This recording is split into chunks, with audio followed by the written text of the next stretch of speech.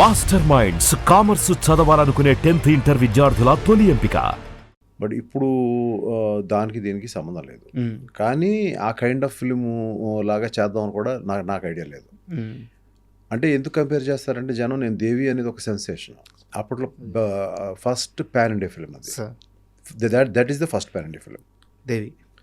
చాలా films release అయ్యాయి అప్పటికి. అలాంటి ఫిల్మ్స్ కొన్ని పాము మీద కానీ అమ్మవార్ల మీద కానీ రిలీజ్ అయిన ఫిల్మ్స్ ఉన్నాయి. తెలుగు తమిళ వరకే పరిమితం అయ్యారు. నేను అన్ని లాంగ్వేజెస్ రిలీజ్ చేశాను ఆ సినిమాని. ఎందుకు అనిపించింది అలా చేయాలనిపించింది. దట్ వాజ్ ఎ సెన్సేషన్ అది. సో అట్లా ఈ ఫిలిము దానికి దగ్గరగా తీసుకురావడే చేసే ప్రయత్నం నేను చేయలే. దీని కథ వేరు, దీని కథ కమామిషు ఇది వేరు టోటల్గా. ఓకే.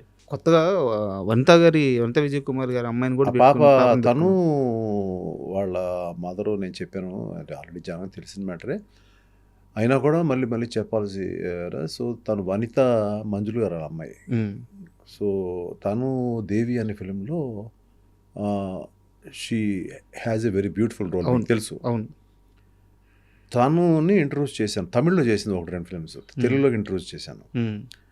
చేసి ఇప్పుడు ఇన్నాళ్ళకి తన కూతురుని మళ్ళీ ఇంట్రడ్యూస్ చేసే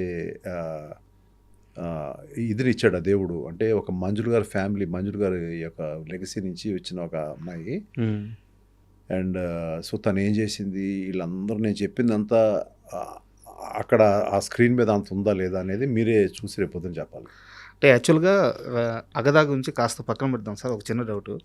మీ నాన్నగారు ఇది గోదావరి జిల్లా అనుకుంటాను, ఎన్ని వందల ఎకరాలు సార్ మీ ఆస్తి? చాలా ఉందండి. ఇప్పుడు అన్నీ మనం హిస్టరీ తవ్వి అవన్నీ ఎందుకు, అవన్నీ కూడా జరిగిపోయిన మ్యాటర్స్ అవన్నీ.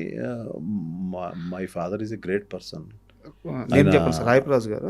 అవునండి, రాయపరాజు గారు. ఇది ఆయన కానీ ఆయన ఊళ్ళో కానీ వెస్ట్ గోదావరి, సో ఆ ఊళ్ళో కానీ మా తాతగారు కానీ లేకపోతే మా ఫాదర్ తాతగారు కానీ వీళ్ళంతా కూడా దే ఆర్ ల్యాండ్ లార్డ్స్.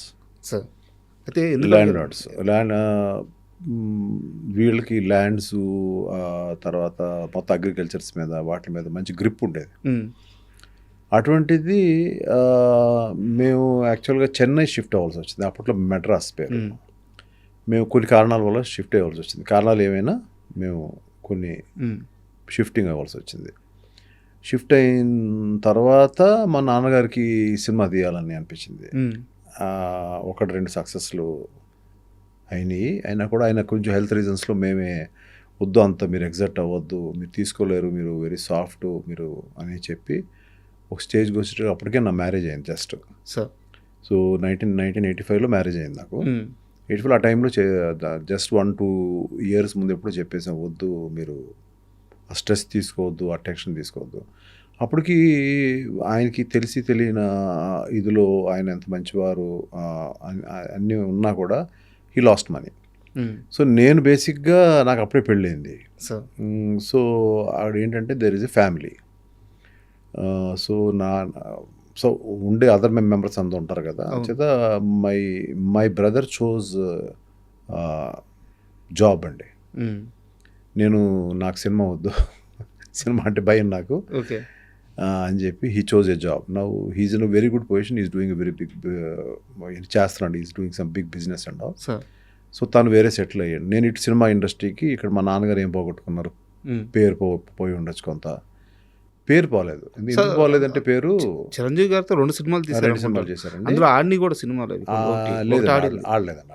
ఆ 2 ఆడలేదు. బట్ చాలా ఫ్యామిలీ ఫ్రెండ్స్ అండి. అప్పుడు చాలా మందికి తెలియని విషయం ఏంటంటే మేమందరం వీఆర్ వెరీ క్లోజ్ యాక్చువల్లీ. అదే అది మేము చెప్పుకోం, బయటకు చెప్పుకోం. చాలా ఎర్లీ స్టేజ్లో కదా sir Chiranjeevi early stages, just starting stage. So అట్లా మా నాన్నగారు పేరు పోగొట్టుకోలేదు, ఉన్నాయన్నీ అమ్మేసి ఇచ్చేశారు. అంటే మనం అప్పు ఉండకూడదు, లేకపోతే ప్రాబ్లం ఎవరైనా నా వల్ల ఇబ్బంది పడిన వాళ్ళకి వెనక్కి ఇచ్చేయాలి అనేది ఇచ్చారు. అక్కడ మేము కూడా అసలు ఎందుకు అలా చేయాలి,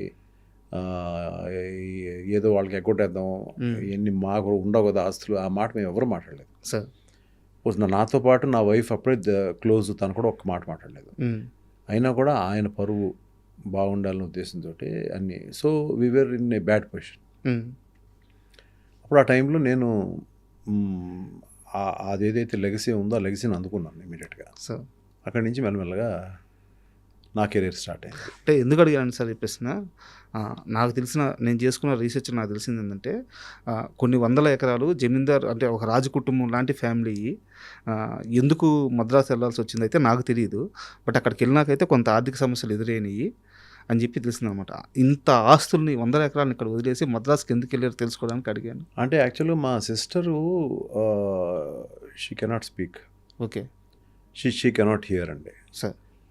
సో మా ఫ్యామిలీ అంతా కూడా తనకి ఏదన్నా చేయాలి, బికాజ్ అది చాలా ఇబ్బందికరమైన స్టేజ్ అండి. She cannot hear, she cannot speak అనేది. సో తన్ని స్కూల్లో, అక్కడ స్కూల్ ఉంది, okay deaf and dumb school ఉంది, ఇప్పటికే ఉంది అది. సార్. ఆ స్కూల్లో చేర్పించి ఏదో ఒకటి చేయాలి అని అలా ఆవిడ వదిలేకుండా ఏదో ఒకటి చేయాలి అని చెప్పి మా నాన్నగారు చేసిన సంకల్పం అది. సార్. అందువల్ల మేము అక్కడ షిఫ్ట్ అయ్యాం. సార్. ఆ షిఫ్ట్ అవడంలో ఆయనకి బోర్ కొట్టి సినిమా తీశారు ఆయన. అది మ్యాటరు. ఓకే. సో ఇప్పుడు మా సిస్టర్ షీఈ్ సెటిల్డ్, షీఈ్ అప్పట్లోనే మ్యారేజ్ అయిపోయింది. And her son is doing very well, he's in US now. వాళ్ళకి మ్యారేజ్ అయిపోయి పిల్లలు. సో అప్పుడు ఆ రోజు మా నాన్నగారు తీసుకున్న డెసిషన్ వాజ్ రైట్.